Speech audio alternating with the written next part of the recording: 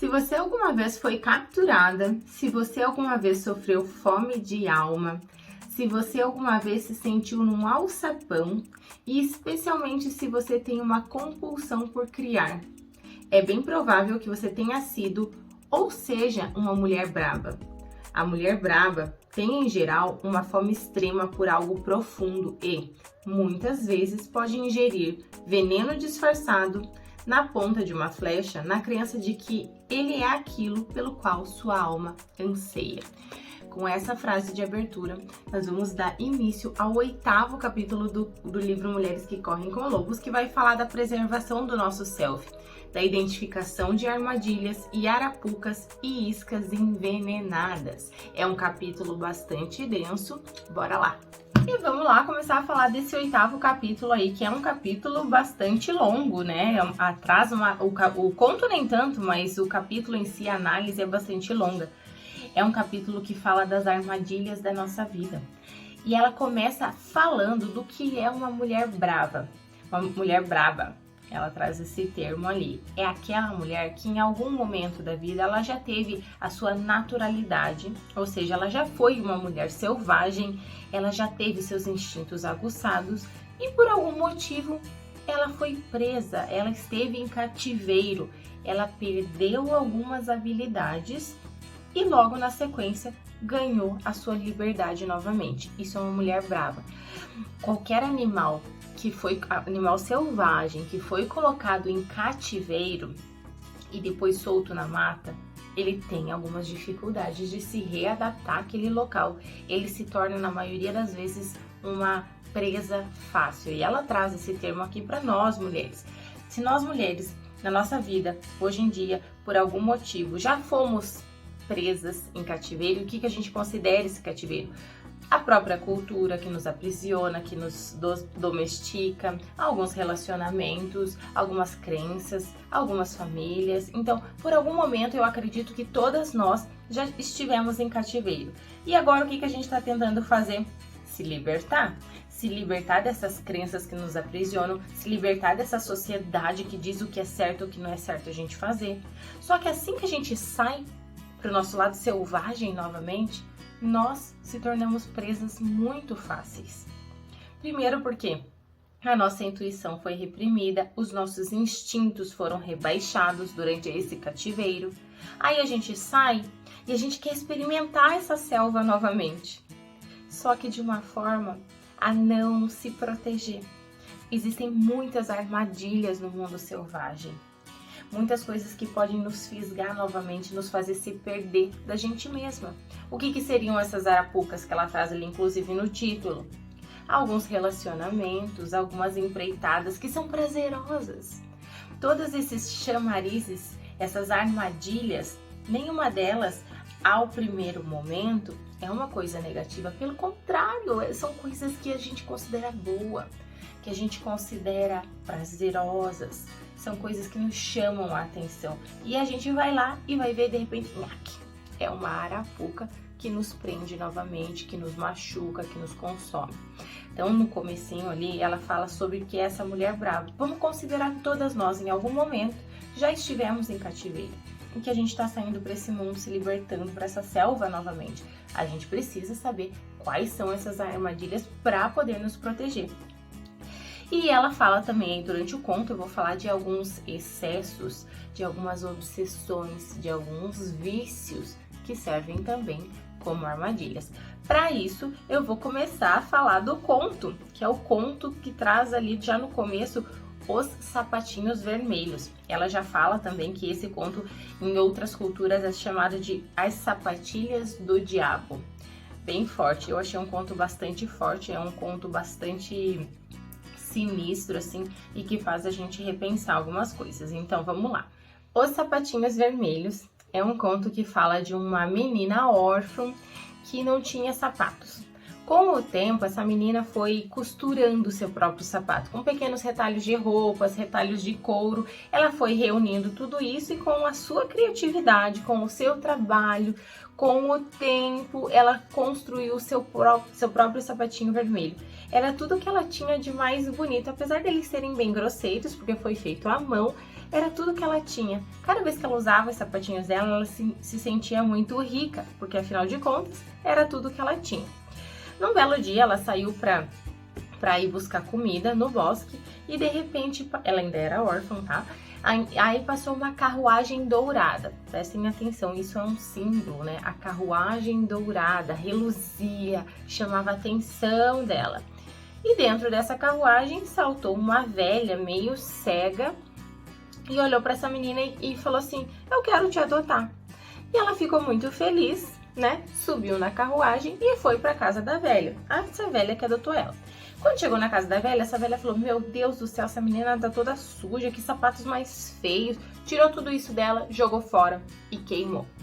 A menina ficou muito triste com o sapatinho que foi queimado, afinal de contas era fruto do trabalho dela e ela tinha muito amor por aquele sapatinho.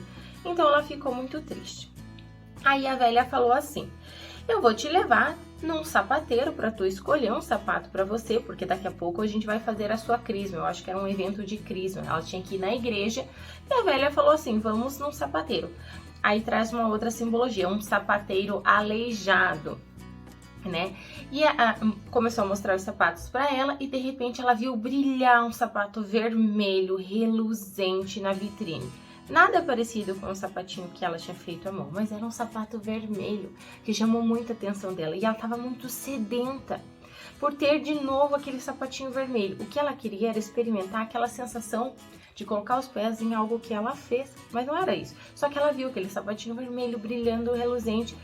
O sapateiro aleijado deu uma piscadinha para ela.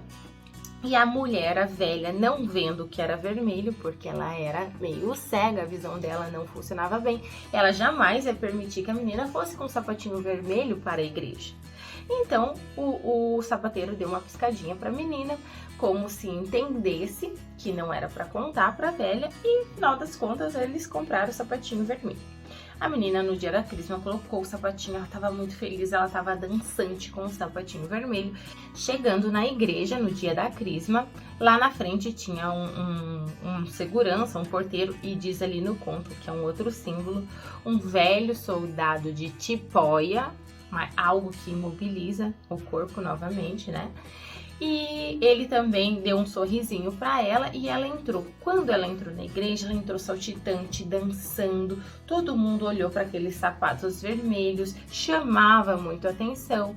Teve a missa, teve o canto, só que nada disso chamava mais a atenção da menina. Só os sapatinhos vermelhos. Ela estava muito reluzente, muito feliz com os sapatinhos vermelhos.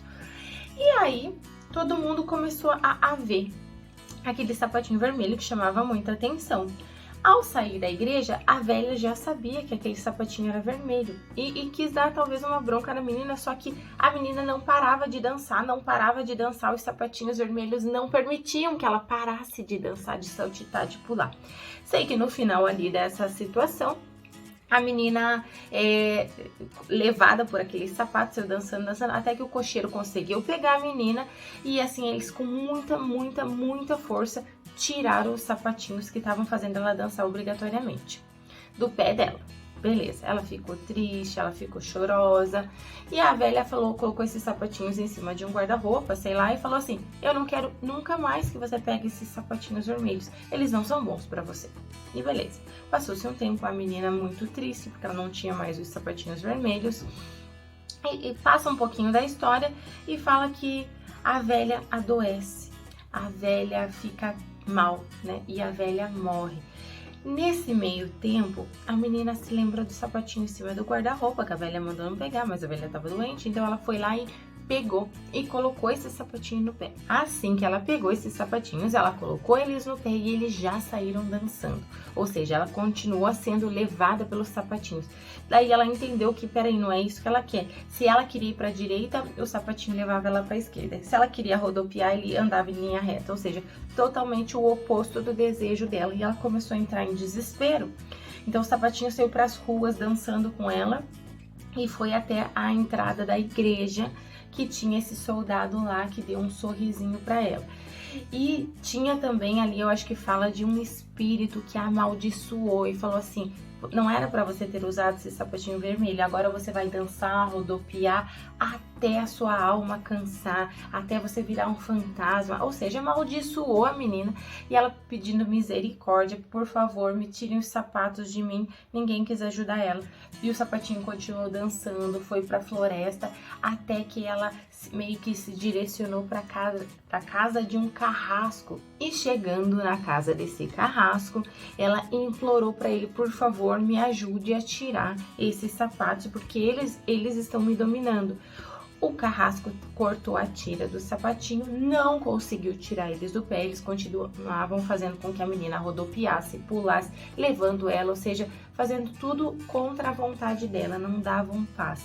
Aí ela implorou para que ele pegasse o machado e amputasse os pés dela, porque ela queria paz, ela não queria mais sofrer com aquela situação, e foi assim o que o carrasco fez, amputou os pés da menina. Eu vou ler só a última frase que traz ali no conto, que eu achei uma frase bastante forte. Foi o que o carrasco fez. Com isso, os sapatos vermelhos com os pés neles continuavam dançando, floresta fora e morro acima até desaparecerem. A menina era agora uma pobre aleijada e teve de descobrir um jeito de sobreviver no mundo trabalhando como criada e nunca mais ansiou por sapatos vermelhos. E assim encerra o conto. E agora vamos para a análise desse conto trágico, mas que é um conto assim totalmente profundo, né? Que tem muitas mensagens para a gente tentar entender. Então vamos pensar o que seria, do que fala inicialmente esse conto.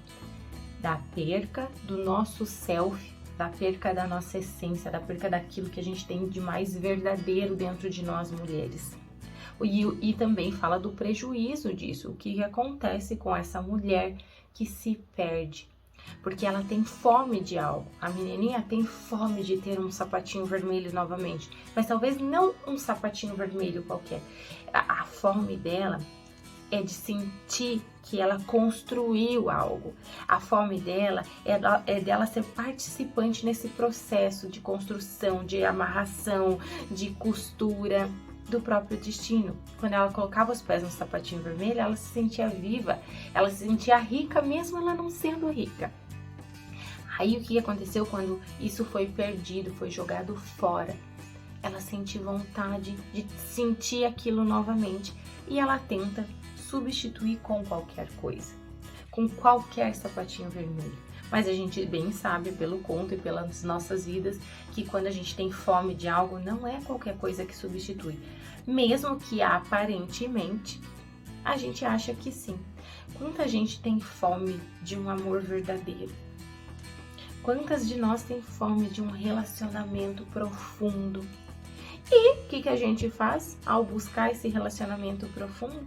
A gente olha a capa, a gente se deixa levar pela carruagem dourada, que mostra que não é exatamente aquilo que a gente está buscando, mas a gente se permite levar porque a gente está com fome de algo. A frase aqui que fala sobre essa perca da nossa essência, da nossa vitalidade que a autora traz.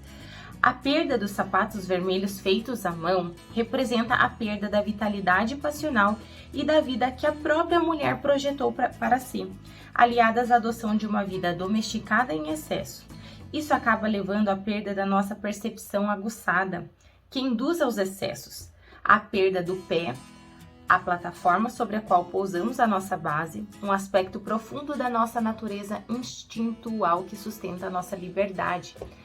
O perder a nossa essência e aliar isso a uma domesticação em excesso faz com que a gente perca a nossa base, o nosso pé, né? Como traz ali como referência no conto.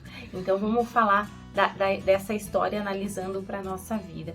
O que representa essa mulher brava que ela já trouxe ali no começo?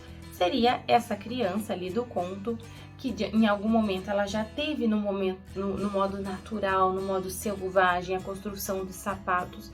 Por algum momento ela foi domesticada, ela se deixou levar pela cultura, pela domesticação, pela carruagem dourada, por roupas novas, sapatos novos e perdeu a sua essência. E depois ela volta para a vida selvagem sem os pés dela. É uma mulher brava. E vamos falar do que significa essa carruagem dourada, que a gente pode considerar, e a autora traz no livro, como a primeira armadilha. O que significa essa carruagem que brilha, que reluz, que chama a atenção dela? Uma armadilha de algo que aparentemente é mais confortável, aparentemente é melhor, pode ser considerada a vida de um outro alguém.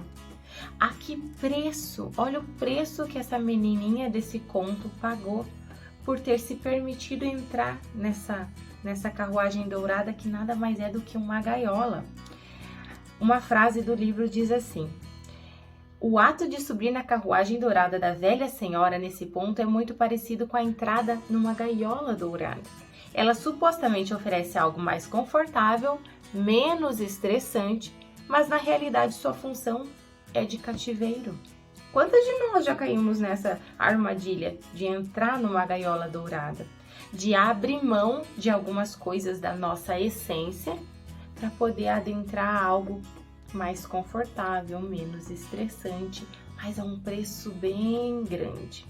Eu vou dar alguns exemplos da própria clínica de algumas pacientes que perderam um pouco da sua qualidade de vida, que perderam tempo com a sua família, o tempo com o relacionamento, para adentrar numa gaiola dourada chamada trabalho. Sabe aqueles trabalhos que consomem a tua vida, que financeiramente te trazem um retorno muito bom, mas que qualitativamente te diminuem, roubam um tempo da tua vida precioso. Isso é um tipo de armadilha que pode ser considerada a gaiola dourada ali. É quando a gente é seduzida por algo que não condiz. Aí o que acontece? Eu já vi muitas vezes isso acontecer. Porque um emprego, ele é apenas um emprego, um trabalho, ele é apenas um trabalho, ele tem que nos edificar. É obviamente que o trabalho é algo muito importante, mas ele não pode nos roubar. Porque o que acontece quando uma mulher que abandonou seus sapatinhos feitos à mão, ou seja, o que é da essência dela, da qualidade de vida dela, para adentrar nessa gaiola? Ela sai, ou ela é demitida, ou ela pede demissão, porque o emprego não dura para sempre. E ela se sente sem a base, talvez sem os pés. Ela volta para a realidade dela, geralmente se questionando muito. Uma outra armadilha que eu posso considerar como se fosse uma gaiola dourada. Às vezes tu tá numa relação, já é casada, já é uma mulher casada. E a gente já ouviu falar ali do ciclo de vida, morte e vida num outro conto.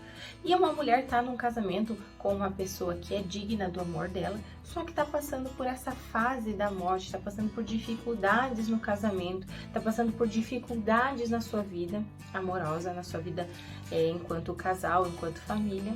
E de repente aparece uma gaiola dourada, uma bela gaiola dourada.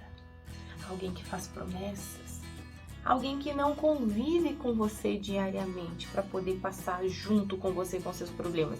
Ou seja, só tem a parte boa aí. Tu só tá vendo a parte boa dessa outra pessoa. E essa mulher vai e trai. Ou deixa se levar pelas promessas do outro. Já vi isso acontecer em culminar numa separação. E de repente essa gaiola dourada aprisiona. Há um custo muito grande de si. A mulherada tem que estar um pouquinho mais atenta. Ou se apaixonar por um outro alguém fora da sua própria relação pode ser considerada essa armadilha dourada. Porque vamos pensar assim, se é alguém, um outro alguém que não respeita a tua relação hoje, será que vai te respeitar ali na frente? Não sei. Será que é alguém que vai conseguir passar junto com você por essas dificuldades, por essa fase da vida, morte e vida? Às vezes a gente cai nessa primeira armadilha da carruagem dourada, do se permitir perder a sua essência, do se permitir entrar em algo acreditando que aquilo é melhor, só porque tu tá numa fase que não é legal, que não é gostosa, que não é confortável. A gente precisa estar atenta a essas armadilhas. A carruagem, ela também pode ser interpretada assim como algo que nos transporta para uma situação talvez de padronização, de perca da nossa essência, no sentido que Vamos lembrar que na historinha essa carruagem tem essa velha que leva ela para casa e o que ela faz logo de começo? Tira todas as roupas das meninas, a menina diz que ela é suja, tira os sapatinhos vermelhos que ela construiu e joga fora, tira tudo que ela tem naquele momento para poder encaixar essa menina no padrão que essa velha vive, no padrão de sociedade. Então a gente pode considerar como um processo de domesticação. Só que quando algo tira tudo que é nosso, o que vai aparecer no lugar? Uma sensação de vazio, uma sensação de que eu não me encaixo aqui, eu não caibo nesse lugar, entende? A menina continuava triste. Enquanto ela tinha os sapatinhos vermelhos e era órfã, ela ainda era feliz, ela ainda tinha vida. Depois que ela foi domesticada, ela foi enquadrada nessa cultura pela velha, ela ficou triste. Ela parecia que já não tinha mais vida, porque tiraram tudo que ela tinha dela, de essência dela.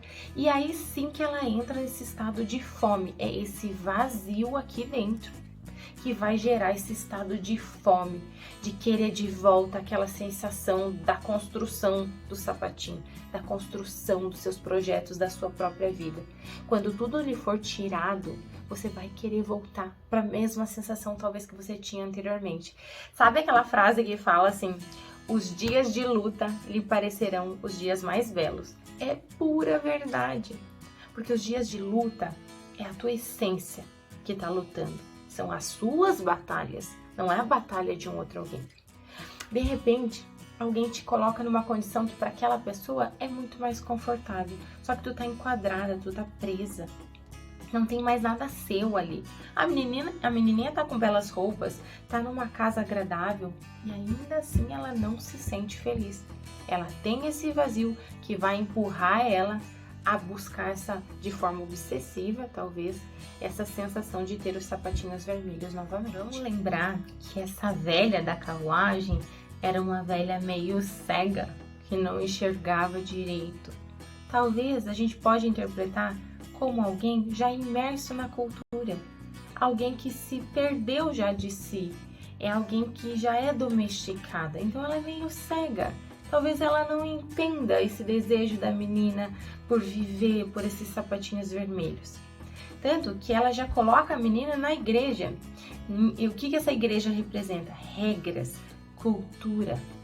Ela tenta domesticar a menina da forma com que ela aprendeu, talvez, que seja correto.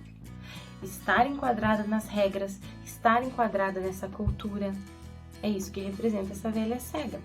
Quantas de nós tivemos essa velha cega nos orientando? E não por maldade. Talvez essa velha da história em nenhum momento teve a intenção de fazer mal para essa menina. Talvez para essa velha cega, ela quis levar para a menina tudo que ela tinha para si. Ela tinha uma boa casa, ela tinha regras, tinha cultura. Tudo que talvez ela recebeu familiarmente da cultura dela, socialmente, ela quis imputar na menina. Se para ela foi bom, quer dizer que para a menina seria bom? De forma alguma. Quantas de nós tivemos mães, pais, amigos, amigas, pessoas que quiseram nos influenciar de certa forma, imputar na gente alguma coisa, achando que seria bom? Cabe a gente a olhar para essas pessoas com um pouquinho também de compaixão, de entender que talvez sim é uma carruagem dourada e muito bonita para ela. Para a gente talvez a gente não caiba e a gente tem que saber dizer não, muito obrigada. Para você tá tudo bem, para mim não. A gente tem que saber se dizer não. Porque às vezes o que cabe no outro não nos cabe. O que é bom para o outro não é bom para a gente. Quando tu tenta entrar ou viver a vida de um outro alguém, não dá boa. A gente já viu isso pela história, por outras histórias, por outros contos, e muitas de nós na própria vida também que a gente vive. Então não cabe a gente dizer sim para tudo que a gente acha bonito. A gente tem que aprender a dizer não, porque se depender das pessoas, não por maldade elas vão estar nos puxando para isso, porque elas realmente acreditam que aquilo é bom. Fica atenta a esse brilho dessa carruagem. Porque se isso é considerado uma armadilha, é porque salta aos nossos olhos, chama a nossa atenção como uma coisa boa. Todos os excessos, na verdade, que a gente se perde durante a vida, são, a princípio, ao nosso ver, coisas boas ou que vêm sanar um vazio existencial aqui dentro. A gente também precisa dizer não para isso. Todos os excessos nos trazem prejuízos. E eu digo excessos de trabalho, excesso no relacionamento, excesso familiar. Qualquer excesso nos traz prejuízos e a gente precisa aprender a olhar para isso de uma forma mais real. Só que o brilho dessas coisas muitas vezes nos cega, faz com que a gente não enxergue esses excessos. Mas a gente está iniciando nesse mundo selvagem. A gente precisa estar atento. A armadilha que a autora traz aqui no livro e que nós precisamos estar atenta é o que diz na história assim, que a mesma velha que oferece a carruagem, que oferece nova vida, é a mesma velha que a rouba a essência, que joga fora os sapatinhos. E nessa segunda armadilha, a autora traz ali que é o processo de coletização. Muitas das coisas que são coletivas, a sociedade, as regras, a igreja, são coisas que dizem assim pra gente. Ela traz com essas palavras no livro. São coisas que nos dizem, seja mais uma cópia. Deixe as suas diferenças de lado. Seja igual, obedeça igual. Seja uma cópia. A gente tem que estar atenta para essa coletivização. Coletivização, acho que é a palavra mais correta. Vou ler uma frase que a autora traz para essa segunda armadilha. Obedecer a um sistema de valores tão desprovido de vida provoca uma perda extrema de vínculo com a sua própria alma. Independente de quaisquer influências ou afiliações com grupos, nosso desafio em defesa da alma selvagem e do nosso espírito criador consiste em não nos fundirmos com o coletivo, mas em nos distinguirmos dos que nos cercam. Tem várias e várias frases bem clichês aí que falam disso, das diferenças e das cópias em que a gente se torna. Estar adequado a uma sociedade profundamente doente não é uma coisa boa. Só que quando a gente está imersa ali, qualquer diferença a gente até olha com um certo rancor, assim, com um certo asco. Qualquer mulher que apareça diferente da nossa cultura, das nossas regras, o que a gente faz? A gente aponta o dedo, a gente julga, porque essa mulher está se diferenciando da nossa cultura. Só que a gente não vê que foi a gente que caiu na armadilha, em se parecer igual, em ser uma cópia, em obedecer sem questionar. E essa é a segunda armadilha que ela traz. A terceira armadilha que a autora traz, ela fala desse fogo que queima o sapatinho e é o que nos dá a fome de alma, não como uma coisa boa. Essa fome que gera esse vazio imenso aqui dentro, que gera excessos na gente. A gente sai desesperadamente em busca de significado de vida, em busca de prazer, em busca de vida. A gente quer viver novamente. Só que a gente não identifica que nesse momento é o momento que nós estamos mais vulneráveis a cair nessa armadilha. Porque é justamente isso que nos dá fome, que faz a gente se jogar em qualquer coisa que não nos cabe, em qualquer coisa que nos prejudica. Ela traz aqui algumas citações que é nesse momento que algumas pessoas vão em busca de vícios, que se perdem nos vícios por conta dessa obsessão de querer viver, de querer sentir prazer novamente, porque algo foi roubado. É aquela mulher que está desesperada, que vai para álcool, para drogas, para relacionamentos que não são bons. O que ela está buscando? Será que ela está buscando os prejuízos da droga? Será que ela está buscando essa relação ruim? Não! Ela está buscando um resgate de significado da sua própria vida. Ela caiu nessa armadilha da fome, do que traz fome de alma. Vou ler algumas passagens que a autora traz aqui e que vai nos ajudar a entender o que traz essa fome na nossa vida. Ainda jovens, faltaram-lhe o apoio e o estímulo básico, e ainda assim cheias de mágoa e resignação, elas pousaram suas canetas, calaram sua voz, desligaram seu canto enrolaram suas telas e juraram nunca mais voltar a tocar neles. Aqui ela está falando que nós mulheres, enquanto ainda crianças, enquanto muito jovens, fizeram a gente abandonar os nossos sonhos, calar a nossa voz, e isso gera uma resignação aqui dentro, gera uma raiva, gera um negócio que faz a gente, quando a gente se libertar, querer viver isso novamente. Nenhuma mulher pode permitir que sua vida criativa fique suspensa por um fio, enquanto ela presta serviços a um amigo, a um mestre, a um pai, a um parceiro, num relacionamento amoroso que não lhe seja propício. Quantas de nós às vezes se deixa de lado os nossos sonhos, as nossas prioridades para poder fazer a prioridade de um outro alguém, esperando que eles nos devolvam aquilo que a gente busca, que seria essa fome de alma que ela traz. Então, a mulher que foi capturada não sabe o que fazer e aceita qualquer coisa, alguma coisa que lhe pareça semelhante ao tesouro perdido, ao tesouro original, seja para o seu bem ou não. O que a mulher que cai nessa armadilha, ela está aceitando qualquer coisa para repor, para tentar ocupar esse vazio que se tornou a vida dela. Só que a gente está vendo bem pelo conto e por algumas histórias que eu tenho certeza que vocês conhecem, algumas mulheres que já fizeram isso e se deram muito mal, que não dá certo fazer isso. Que é nesse momento de fome de alma que a gente tem que estar mais antenada, de que isso é uma autossabotagem verdadeira. Parem para pensar na vida de vocês se isso já aconteceu, se vocês em algum momento da vida já se perderam e ficaram com essa fome de alma e tentaram repor nesse lugar qualquer coisa, inclusive as coisas que lhe fazem mal. Vale a pena a gente refletir sobre isso. A gente pode, vou trazer mais uma frase. Podemos entender melhor a mulher que se afunda nos excessos, sendo os mais comuns drogas, álcool e relacionamentos prejudiciais.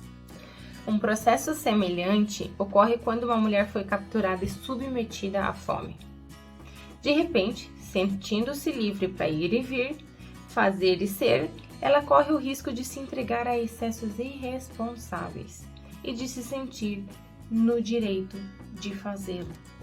Portanto, quando o tesouro da vida mais profunda da mulher foi reduzido a cinzas, em vez de ter a motivação da expectativa, ela se vê possuída por essa voracidade. É algo interno. Quando a mulher se vê livre novamente para buscar o prazer, para buscar esse significado, ao invés dela buscar com cuidado, com os seus instintos, ela se perde disso. Aí já não é mais um problema da sociedade, do mundo, é um problema interno, de querer sanar essa fome. E é aí que a gente tem que estar mais ligado. A gente entra na quarta armadilha que a autora já traz, que é quando a gente perde os nossos instintos mais básicos de mulher selvagem foram danificados. Então o que acontece? É aquela situação em que você tem oportunidade para fugir dessa situação que te consome. É quando você tem essa oportunidade de abandonar esse lar, abandonar esse emprego, abandonar tudo que te consome. Só que tu não faz isso. Porque, de certa forma, seus instintos estão prejudicados, estão alterados por essa domesticação. É quando você achar que não é justo você ser feliz. É quando você passa a identificar que, peraí, não é correto talvez eu sair dessa situação e deixar fulano ou fulano. É quando você não consegue fugir daquilo que te faz mal, mesmo tendo todas as justificativas do mundo. Aí o que tu vai fazer? Tu vai encontrar nas regras da sociedade, nas regras do casamento, nas regras familiares, nas crenças, justificativas para ficar, para não fugir. Em vez de ter um objetivo, uma vida nova, essa mulher fica presa numa poça de cola psíquica. A recusa a tentar fugir, quando essa atitude é plenamente justificada, causa depressão. Essa é a quarta armadilha que fala que quando a gente permanece num ambiente em que é hostil pra gente, a gente tem a possibilidade de fugir, mas não foge porque os nossos instintos estão danificados, é o que causa algumas patologias, como a depressão. A depressão vai te baixar essa energia, vai te reduzir para que você não tenha nem vontade de fugir, para que você não queira nem tentar a fazer isso.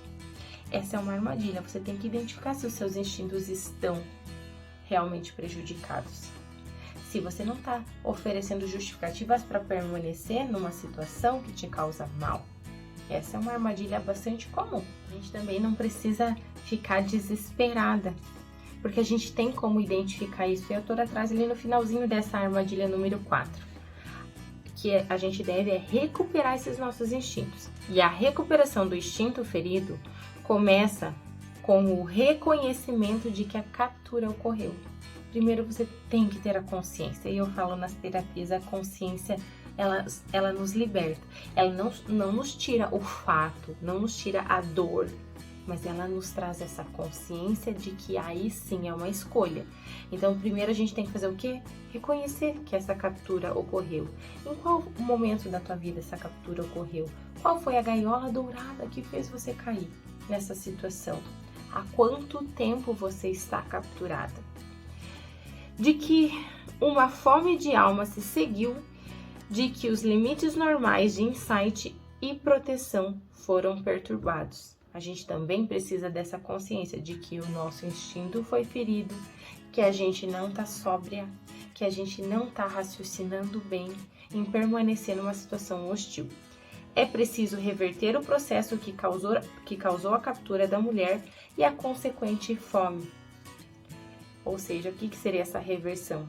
Seria a busca da nossa essência novamente. Recuperar os sapatinhos que foram feitos à mão ou construir eles novamente. Antes de mais nada, porém, muitas mulheres passam pelos estágios que se seguem, como está descrito na história. Muitas dessas mulheres vão ser amputadas antes de sair dessa situação, porque permaneceram tempo demais capturadas, porque se perderam nos excessos em tentar recuperar esse vazio ali dentro com vícios, com situações que não te fazem bem. A gente entra na 5ª armadilha, que seria assim, é aquela mulher que talvez já identificou que foi capturada, aquela mulher que já se perdeu em alguns excessos, mas ainda assim ela não sai dessa situação. O que ela tenta fazer? Internamente não tem como a gente aprisionar esse nosso lado assim de raiva por estar capturada, nosso sentimento de querer viver. A gente não tem como aprisionar. A porta que foi aberta já não consegue mais ser fechada. Ou seja, tem algo lá do nosso inconsciente que vai te mover para viver novamente. Só que ao invés de sair dessa situação, que seria o ideal, de sair com consciência, o que algumas mulheres fazem, que é a 5ª armadilha? Elas começam a viver uma vida dupla. O que seria essa vida dupla? Né? São aquelas mulheres que fingem, que dissimulam em algum momento, fingem estar adequadas às regras, à igreja, às crenças, fingem aceitar os padrões, porque é conivente, elas não conseguem sair dessa situação. Mas em outro momento, em outras, quando tem oportunidade, são transgressoras. Transgridem regras, transgridem o casamento, transgridem o trabalho, ou seja, passam sorrateiramente por cima dessas regras. São mulheres que é a forma que elas encontraram para conseguir viver dentro da sociedade, dentro dessa situação, às vezes que lhe causa mal, mas com pequeno espaço dentro da sua vida em que ela pode ser ela, em que ela pode ser um pouco mais feliz. Então, sabe aquelas histórias que todas nós já ouvimos falar? Poxa, mas fulana era tão certinha, fulana era tão adequada, tinha um casamento tão bom. A gente descobriu que, sei lá, tinha 2 amantes e não sei o quê. Sabe aquelas coisas que a gente nunca imaginou da pessoa e de repente é escancarado? É porque por muito tempo essa mulher viveu uma vida dupla para poder se manter internamente viva, né? É uma mulher que está presa numa realidade, não consegue sair dela, mas que ali secretamente vive algo que ainda assim ali dentro tem uma chama, tem uma vida criativa, tem algo que faz ela viver. Só que isso é uma armadilha, porque a gente não consegue viver duplamente por muito tempo. Uma hora isso é escancarado. Uma hora isso é colocado para fora e às vezes o preço a ser pago por isso, já que a gente não conseguiu se desgarrar dessa situação, é muito caro. a julgamentos. A nossa imagem, às vezes, para a gente mesmo, é quebrada, é perdida. O resgate dessa nossa imagem é muito difícil. Então, acaba por ser também uma armadilha.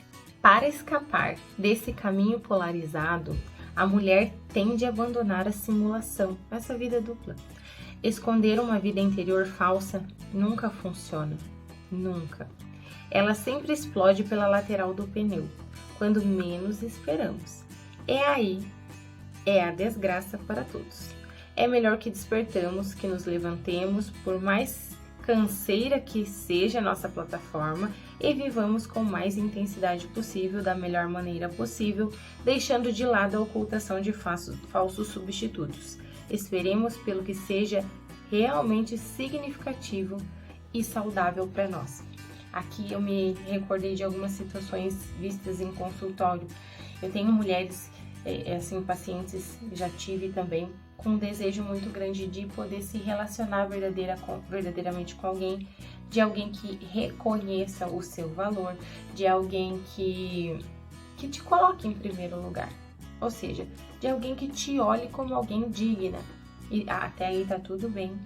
Talvez essa seja a fome de alma dessa mulher. Mas aí, o que essa mulher faz? Ela busca parceiros que não estão emocionalmente disponíveis. Ou até, né, fisicamente disponíveis. Buscam parceiros que estão em outro relacionamento, buscam parceiros, e não conscientemente, porque, gente, ninguém conscientemente quer entrar numa furada dessa. Só que é inconsciente, é a fome de alma. Aí ela tá plantando uma armadilha para ela, que talvez seja essa situação. Poxa, ela é uma pessoa de valor, é alguém digna, é alguém que merece ser amada. Qual que é a vida dupla? Onde que ela está se colocando nessa posição? Se colocando como substituta, como amante, como alguém que não tem valor, como alguém que recebe um pequeno espaço de tempo do outro e não a totalidade. Ela está se colocando numa condição pior. Essa fome que ela sente fez com que ela aceitasse qualquer coisa. Então vale a pena também a gente identificar esse tipo de armadilha pra gente. Essa vida dupla, uma hora explode. Então essa pessoa que é boa, que é digna, que merece ser amada, só que tá cometendo erros muito grandes com ela mesma, uma hora é escancarada pra ela, pra sociedade. E aí é problema pra todo mundo. Perceba onde é que tu tá entrando, mulher. Entra na sexta armadilha, que seria o recuo diante do coletivo, quando a gente cede às pressões.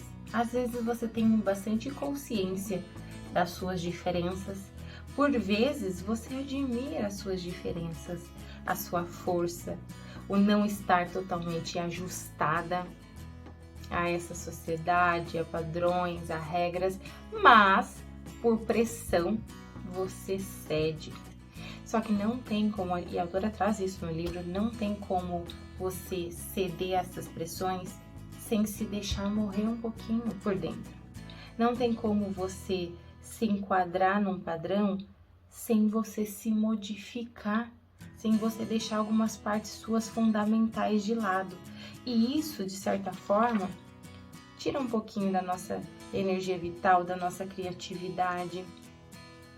Ocasionalmente o coletivo, ele pressiona a mulher para ser uma santa, ser uma pessoa esclarecida, ser politicamente correta, ser controlada, para que cada uma de suas iniciativas resulte numa obra-prima.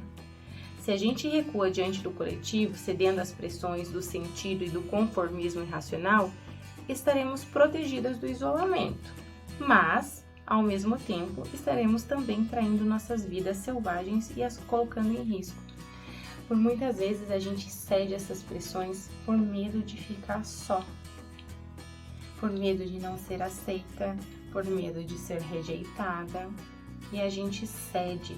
Só que não tem como a gente ceder isso sem colocar a nossa vida selvagem em risco, sem colocar essa mulher que é grande, que é selvagem, que faz e acontece em risco. Quando você cede a essas pressões, você está abandonando um lado seu. E inevitavelmente isso vai te trazer prejuízos e sofrimento. Para uma criança selvagem nascida numa comunidade de valores rígidos, eu acredito que muitas de vocês se encaixam nessa forma aqui, que são selvagens, já nasceram selvagens. É aquela criança que domina, mas que nasceram num lar com regras ou numa sociedade muito rígida. A consequência normal é a de passar pela vergonha de ser evitada. As pessoas passam a evitar essa criança. É uma atitude em que a vítima é tratada como se não existisse. Isso é dolorido demais. O ostracismo retira a pessoa que dele é vítima o interesse espiritual, o amor e outras necessidades psíquicas. Então, por que se faz isso? A ideia é de forçar essa vítima a se ajustar. E para fechar essa armadilha, eu vou trazer algo muito profundo, que ela traz um pouquinho de qual é a solução se a gente está nessa situação, onde as nossas diferenças não são aceitas, onde a gente está sendo forçado a se ajustar. Ela diz assim, ó: quando o coletivo é hostil à vida natural da mulher, em vez de aceitar os rótulos desrespeitados ou pejorativos que lhe são aplicados, ela pode e deve, como o patinho feio, resistir, aguentar e procurar aquilo que ela pertence, e preferivelmente sobreviver a quem a rejeitou, vicejando, criando mais do que eles. O problema com a menina dos sapatinhos vermelhos está em que ela, em vez de se fortalecer para a luta, está na terra dos sonhos, encantada pela sedução daqueles sapatos vermelhos. Para a gente sair disso, a gente precisa resistir a tudo isso que às vezes nos é imposto. Se de certa forma te rejeitam por você ser quem você é, rejeitam seus sapatinhos costurados à mão, os seus sonhos, aquilo que tem de mais verdadeiro em você, resista. É a gente que precisa aprender a valorizar isso, e ela traz. A história dos sapatinhos vermelhos, na sua essência, nos ensina que a psique selvagem ela precisa ser devidamente protegida, através de uma inequívoca valorização de nós mesmas. Esse trabalho não é dos outros. Essa é uma responsabilidade individual sua. É a gente que tem que defender os nossos sapatinhos costurados à mão. É a gente que tem que lutar por eles, para não se perder, para não ter esse vazio, essa fome de alma. E a gente aprende que se você se fortalece a tal ponto de poder defender, sempre vai ter alguém querendo te atacar, e tá tudo bem, porque você sabe que você tem força suficiente para se defender. Entra na 7ª armadilha, que é pra gente ficar bem ligada, porque essa 7ª armadilha é a armadilha que eu mais vejo nos consultórios, que é a trivialização do que é anormal. Quando a gente se acostuma com algo ruim, quando a gente entende que aquilo é normal ele me tratar assim, é normal a violência doméstica, é normal eu estar nesse emprego que só me consome, é normal essas amizades que só me ferem. Quando a gente normaliza o que não é normal. Essa é a 7ª armadilha. A gente vê ali que a menina ela já tentou de tudo no conto. Ela já tentou, inclusive, a armadilha número 7 nessa vida dupla. Só que o que ela faz? Ela vê que não dá certo. Aí o que ela faz? Ela tenta ser boazinha demais. Ela tenta se ajustar a essa sociedade doente, se ajustar a essas regras, se ajustar à vida dessa velha mulher, se ajustar. Só que ela não presta atenção às pessoas que estão ajustadas, que são aleijados. Esse é o simbolismo das pessoas. A velha que é cega, o sapateiro aleijado, o segurança lá da porta com uma tipóia imobilizando o braço. São símbolos de mostrar que as pessoas que estão ajustadas demais, em algum momento, têm algum prejuízo, tiveram que tirar parte de si, tiveram algumas amputações de si para poder caber nessa cultura. E é isso que fala dessas situações que eu trouxe para você, do aleijado, do homem com a tipóia, da velha cega. Ela não prestou atenção nisso, ela tenta se ajustar a essa sociedade. Aí a autora traz uma frase que para mim é muito profunda e que também eu vejo nas terapias. Eu não me preocupo tanto com uma mulher que é considerada louca, que esbraveja, que vai, faz, acontece, como eu me preocupo com aquela mulher que é boazinha demais. Olha o que ela traz. Ao ser boazinha, a mulher fecha os olhos a tudo que for empedernido, deformado ou maléfico à sua volta e simplesmente tenta conviver com esses aspectos. Seus esforços no sentido de aceitar esse estado anormal prejudicam ainda mais seus instintos selvagens para reagir, mostrar, mudar, combater o que não está certo, o que não é justo. Porque essa mulher que é considerada louca, que ela vai, faz, acontece, que ela grita, que ela esbraveja, ela tá lutando. Ela ainda tá na luta, na batalha, para defender seu instinto. A mulher que é boazinha demais já não tá lutando. Ela tá aceitando. Ela perdeu todos os seus instintos de reagir, ou até de identificar que ela tá numa situação ruim, maléfica, que a corrói. E é isso que traz essa 7ª armadilha. E a autora traz ali uma experiência que é muito conhecida dentro da psicologia, que eu vou contar aqui para vocês. É uma experiência reconhecida mesmo.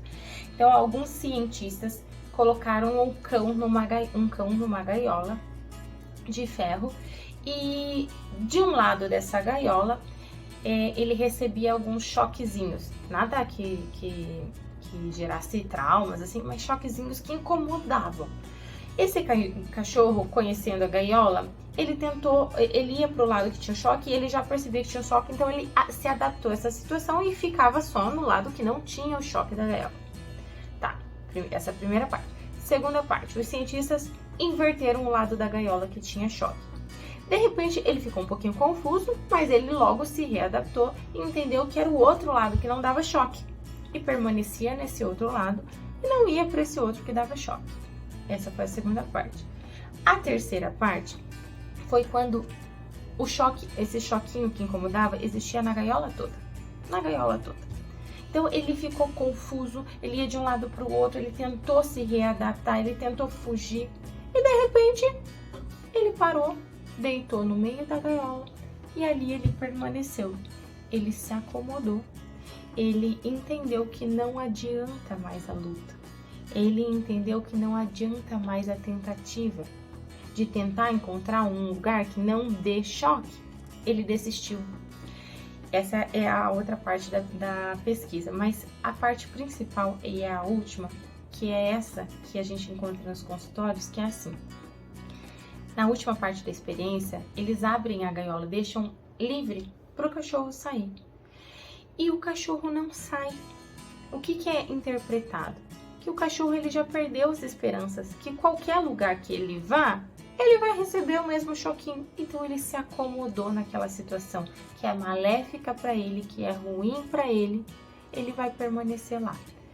A gente pode comparar essa mesma experiência com mulheres que permanecem em situações hostis, que permanecem em relações abusivas, que normalizaram aquilo, elas já nem tentam mais sair.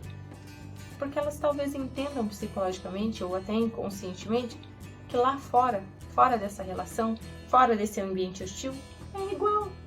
Todos os homens são iguais, todos os homens traem, todos os homens me desvalorizam. Gente, isso não é verdade.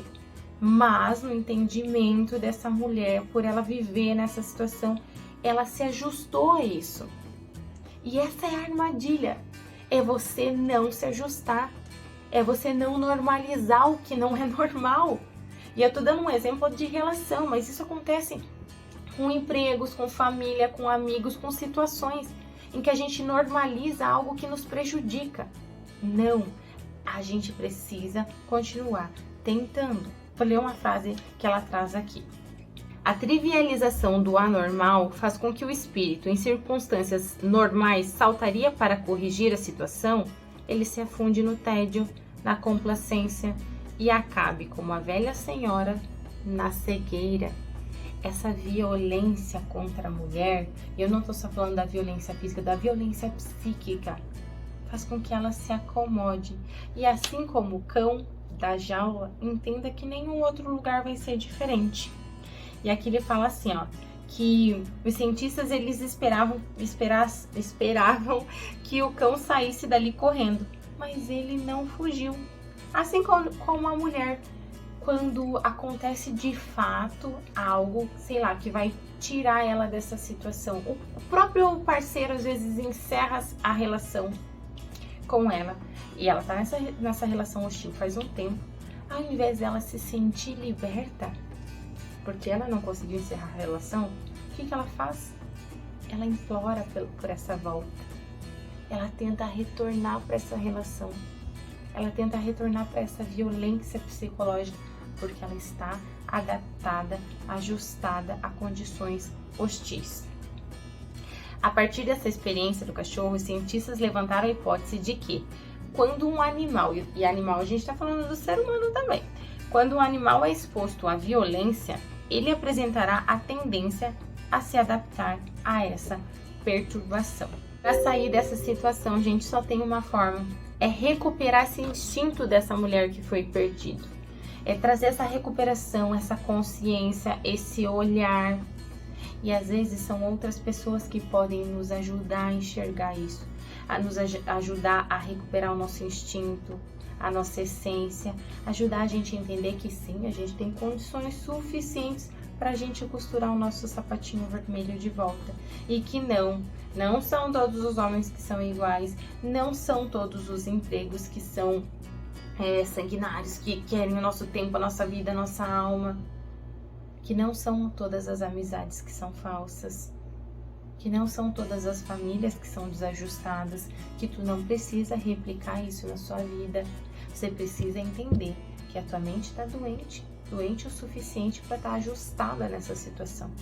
E a partir do momento que a gente entende que a gente está doente, o que a gente faz? A gente busca ajuda. É só assim que a gente consegue sair dessa situação. E a gente entra nessa 8ª armadilha que a autora traz ali, que é a última. Que ela fala dessa dança descontrolada aí da menina com sapatinhos, da obsessão e da dependência. Porque se a gente olhar para o conto, fala assim que a menina, ela teve contato com o sapatinho uma primeira vez, o sapatinho esse descontrolado, esse do diabo, né, como ela traz ali. No primeiro momento, quando ela tá na crisma dela, ela dança descontroladamente. Ela percebe que aquilo não é uma coisa legal, porque é o sapatinho que a controla. E num primeiro momento, alguém consegue fazer esse resgate dela, que é o cocheiro, vai lá e tira esse sapatinho. E a velha vai lá e guarda o sapatinho para ela não usar mais, para ela não cair mais nisso. E ela ainda assim, conhecendo a situação, sabendo que o sapatinho a controla, ainda assim ela deseja retomá-lo. Ela ainda quer voltar para essa situação. Ela ainda quer usar os sapatinhos vermelhos. Quantas mulheres a gente vê que depois de liberta de uma situação, depois que tem a oportunidade de passar um tempo bem, às vezes quer retomar a relação, quer retomar a situação hostil, porque ainda existe aquela fome, aquele desejo de alma, de vida. Só que ela está confundindo. Ela está numa dependência emocional, uma dependência, uma obsessão por aquilo como se fosse algo bom, como se aquilo trouxesse vida para ela. E daí até a autora ela traz assim, que a armadilha, essa 8ª armadilha, ela consiste em tentar ficar, sempre tentando achar o lado bom das coisas. Porque a menininha ela fala, poxa, mas o sapato é tão bonito, ele brilha tanto, eu acho que não faz tão mal assim. Ou seja, a mulher que quer voltar para essa situação por dependência emocional, ela vai tentar buscar uma justificativa que para ela seja plausível. Ah, mas vamos olhar o lado bom. Ah, ele é assim, mas poxa, ele nunca gritou comigo. Ele me trai, mas poxa, ele mantém a casa bem. Ele cuida dos filhos. Ou seja, ele não me trata como uma mulher, ele não me valoriza como uma mulher. Mas ele cuida dos filhos também, mas ele é um bom pai. A mulher se entra em justificativas, gente, que olhando de fora não fazem sentido algum, porque ele continuaria sendo um bom pai se ela se separasse dele. Ele continuaria sendo uma boa pessoa se ela se separasse dele, mas não, ela utiliza aquilo de justificativa para se manter na relação. Ela encontraria possivelmente uma outra pessoa se ela tivesse com seus instintos aguçados. Ou ela poderia estar muito bem sozinha com seus instintos aguçados, mas ela não prevê essas hipóteses, essas possibilidades. Ela tenta retornar para aquilo que já é conhecido, que bem ou mal causa essa dependência nela. Ela tenta retomar essa relação. A mulher que está voltando para o seu estado selvagem, precisa ter tempo para se fortalecer, porque senão a gente vai cair nessa 8ª armadilha. Se você está nessa situação, precisa se dar um tempo para pensar. Eu sempre falo para as minhas pacientes, nunca tome uma decisão, nunca. Se as suas emoções estão muito afloradas, essa é a armadilha. Se você está se sentindo muito dependente, não é esse o momento de pensar em voltar. O momento de pensar em voltar é quando você tá bem, quando você tá íntegra, com a tua racionalidade íntegra. Porque daí tu consegue pensar. Porque daí se você decide voltar para a situação hostil com a racionalidade, é uma outra história. Só que geralmente a gente retorna por uma obsessão, por uma dependência emocional, onde as nossas emoções estão à flor da pele. A gente cria fantasias de que a gente não vai ficar bem sozinha, de que a gente não vai dar conta dessa nova vida, de que a gente não se basta sozinha. Gente, tudo fantasia irreal. Irreal. É muito bonito ver mulheres que enfrentaram essa fase da dependência, da obsessão. E depois que passaram, elas olham para trás e falam, meu Deus, gente, quem era essa pessoa? Quem era essa mulher? Eu nunca precisei de ninguém, eu não era dependente, mas eu me coloquei nessa situação. O processo de reconhecimento de si, da sua força, da sua essência, é tão bonito de ver. E essa é a última armadilha que a autora traz ali.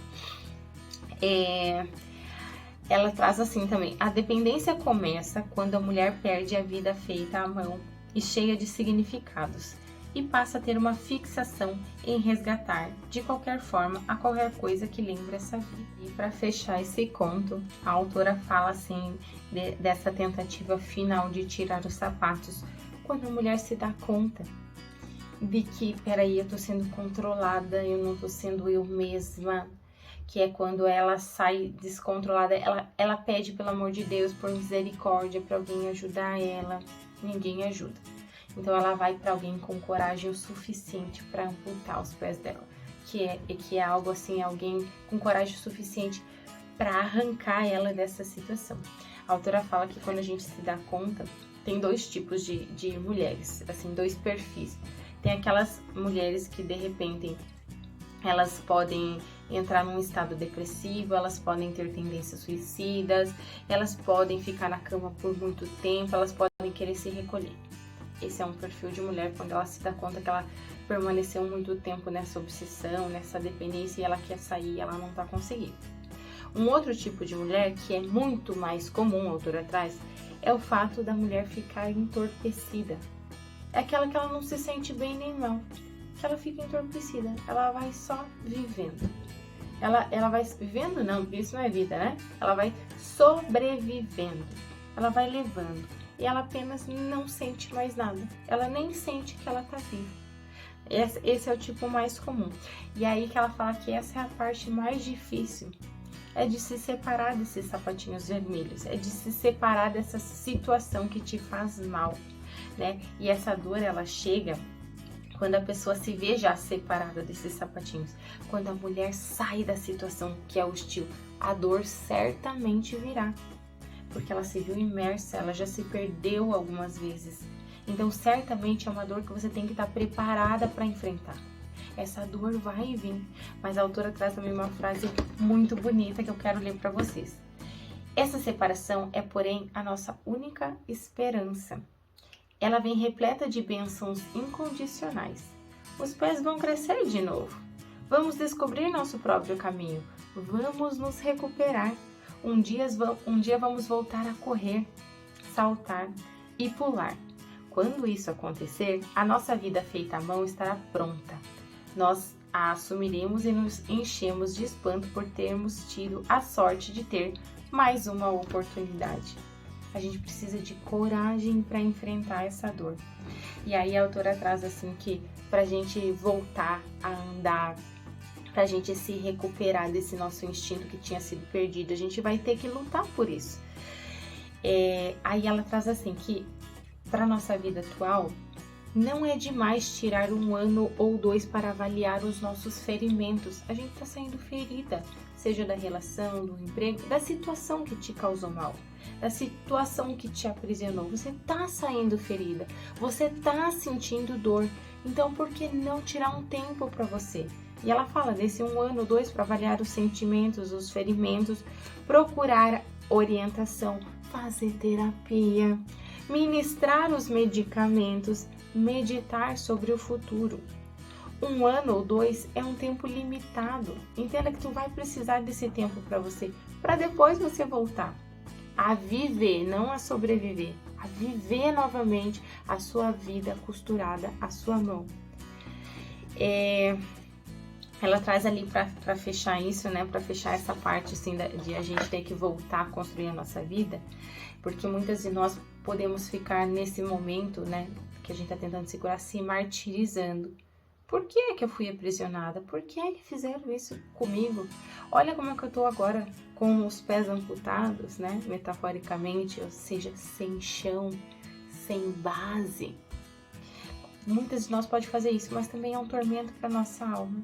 Não cabe a gente ficar se martirizando ou botando a culpa num outro alguém, ou botando a culpa no ex-marido, no ex-namorado, na família, nas crenças, na religião. Não cabe a gente fazer isso. A gente tem que ir dali pra frente, com coragem suficiente, voltar a costurar isso à mão. E ela traz essa frase: não temos o controle sobre quem nos põe neste mundo.